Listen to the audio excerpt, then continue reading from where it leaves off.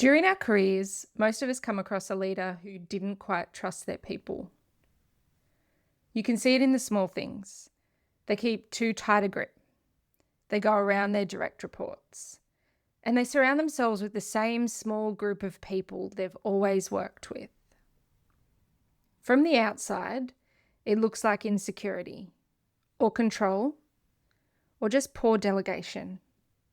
But underneath those behaviours is something quieter, a long, slow erosion of self-trust. And most leaders carrying it can't see it in themselves. This episode is about that. The seasons of self-trust, how they shift over time, and what happens when a leader's self-trust has eroded so far they can't see it anymore. Welcome to The Threshold, where we say the quiet part of leadership out loud. A show about the space between who you were and who the role asks you to be. I'm Amanda Ramplin.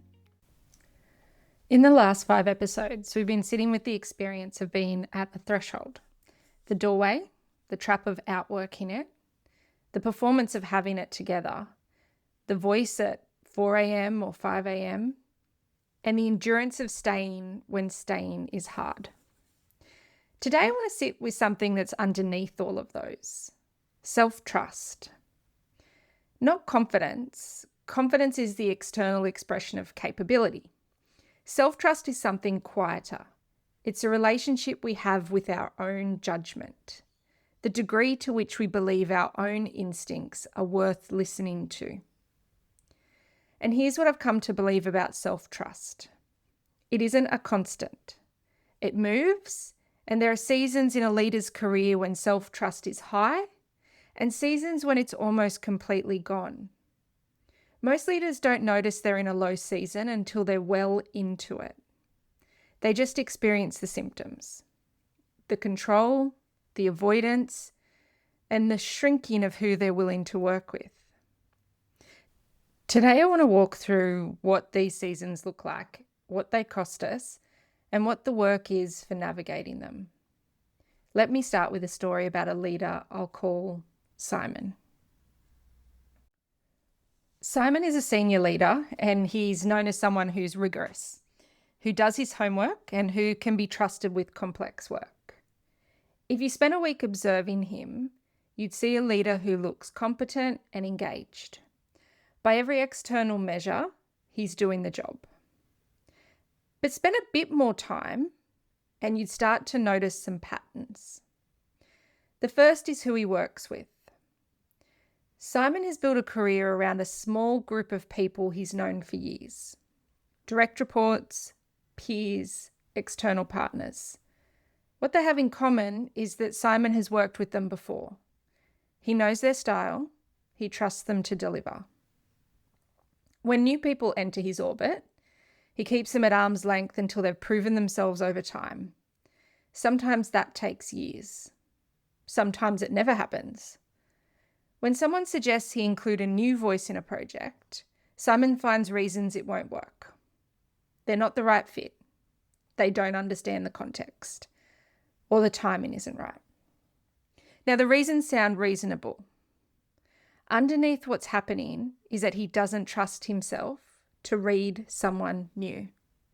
He doesn't trust his own judgment about whether they'll be capable. So he stays with what's known. The second pattern is what he does with his direct reports teams. Simon has talented direct reports. They're experienced, capable, well-regarded. They lead their own teams of capable people. But Simon reaches past his direct reports regularly, arranging one-on-ones with their direct reports. He'll get involved in the team's business planning. He'll send notes to people 2 levels below him with suggestions about how their work should be done. When his direct reports raise this with him, he tells them he's just trying to help. He cares about the work. He wants to stay close to what's happening on the ground. The effect on his direct reports is significant. Their authority is quietly being stripped. Their teams are looking past them because they know Simon is the one whose opinion really matters. The development of his direct reports as senior leaders in their own right has stalled because the space they need to grow into has been filled by Simon. If you ask Simon why he does this, he wouldn't say he doesn't trust his direct reports. He'd say he's just being involved, present, hands-on. But what's actually happening is that Simon doesn't trust himself to leave them alone. He doesn't trust his own ability to delegate without losing his grip on what matters. So he steps in everywhere, all the time, just in case. Here's what I want to name about Simon. Simon isn't a bad leader. He's not unkind. He's not even by any conventional measure doing a bad job. The work is getting done and the team is functional. But what's actually happening is that Simon is operating from a deep, accumulated erosion of self-trust. He doesn't know it. From inside his experience, he's being conscientious, diligent, and involved. The patterns that from inside look like care, from outside look like insecurity. And the patterns that look from the inside like rigor look from the outside like control. The patterns from the inside that look like protecting the work, from the outside like distrust of his team. He can't see what he's doing, and because he can't see it, he can't change it. Simon's story is one shape of the pattern. There are others. I've worked with leaders whose eroded self-trust shows up not as control, but as a constant reference to the past. The leader who mentions their previous role too often, who name drops past achievements when their current judgment is questioned, who frames new decisions in terms of how things worked at the organisation they used to be at. From the outside, this can look like ego. From the inside, it feels like establishing credibility. The leader believes they're reminding people they're qualified to be in the room. What they're actually doing is shoring themselves up against a doubt they can't quite name. It's the same underlying erosion as Simon's, but the shape is just different. Where Simon tightens his grip on the present, leaders carrying this version keep returning to the past. Both are protective and both are invisible from the inside. So how does a capable leader like Simon end up where he is? The answer is that self-trust, like trust in other people, isn't a constant. It's built and broken over time through accumulated evidence. And most leaders don't notice the breaking until they're well into it. Self-trust is, in neuroscience terms, a learned prediction.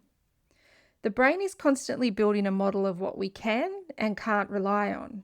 We learn to trust ourselves the same way we learn to trust other people, through repeated evidence that our judgment is sound, that our instincts are reliable, and that we can make decisions under uncertainty and have them turn out reasonably well. When the evidence is constantly positive, self-trust grows. We feel solid. We can delegate.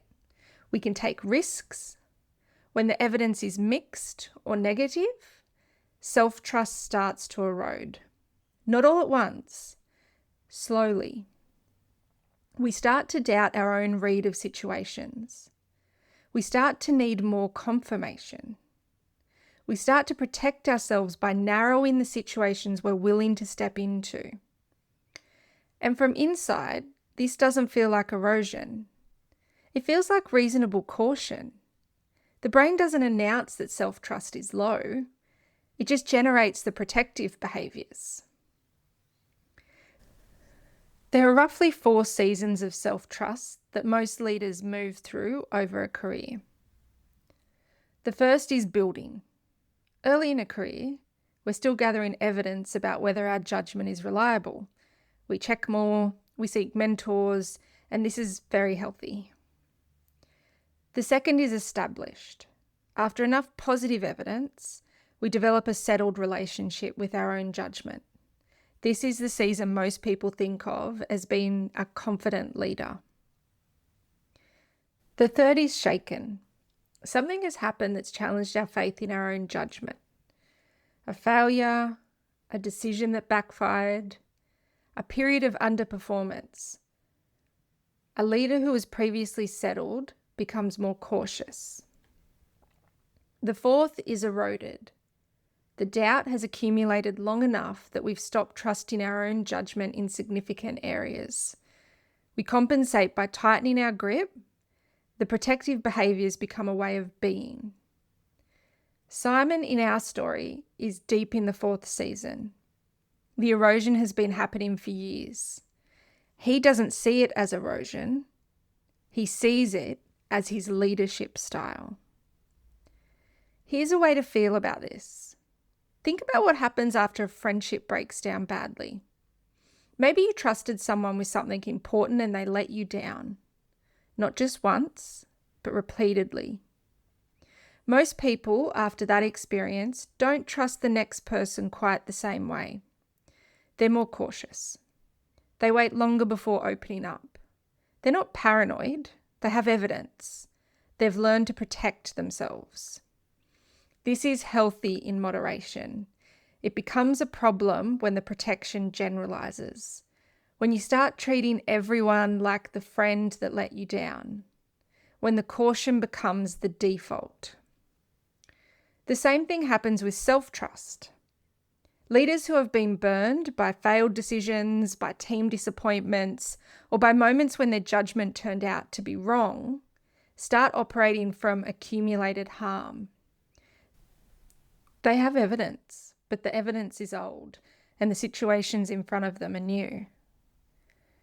And here's the line I want you to hold from this episode. Self-trust isn't built by being right.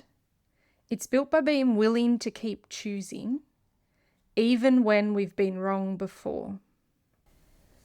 So how do we actually do this work?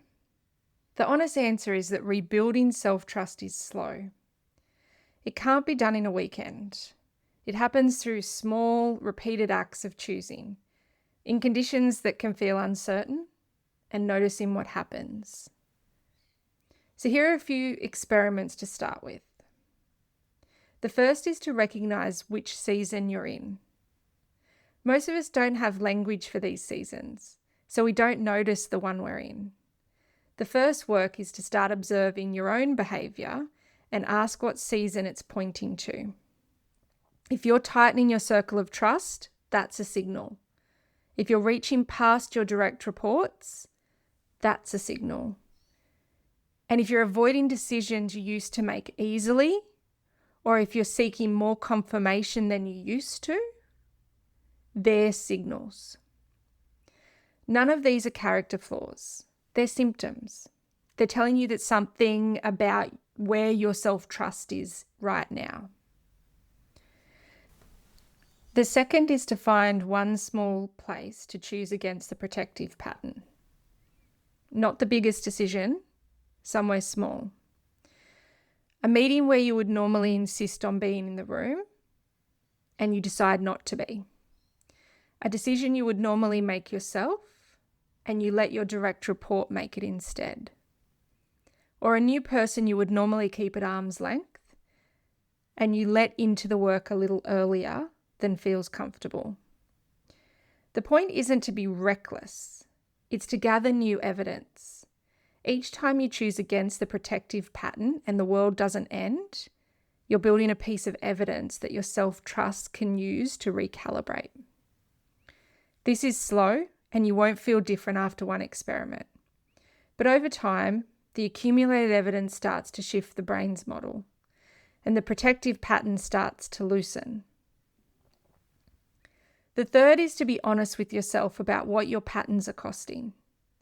The protective patterns serve a purpose. They keep us feeling safe. They reduce the risk of being wrong. But they cost us. They cost us the development of our team, who can't grow when we're filling their space. They cost us the network of relationships that would expand our thinking. They cost us our own growth. Asking yourself honestly what your patterns are costing is uncomfortable.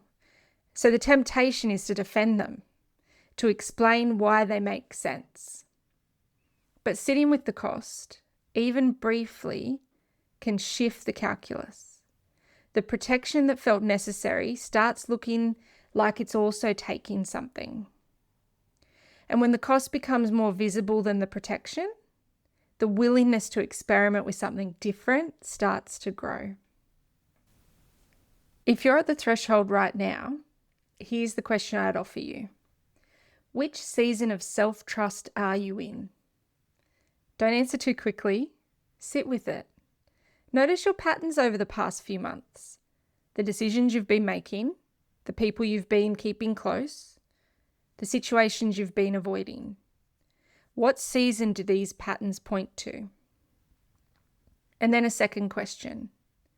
What's one small place this week where you could choose against the protective pattern? Just one, just as an experiment. To sit with what happens when you let yourself trust your own judgment, just a little. You don't need to answer that today. Perhaps just sit with it. This has been episode 6 of The Threshold. Next time, we'll talk about what happens when authenticity gets weaponized. The way the language of being real, being yourself, bringing your whole self to work, gets used in ways that aren't actually authentic at all. And what real authenticity actually requires.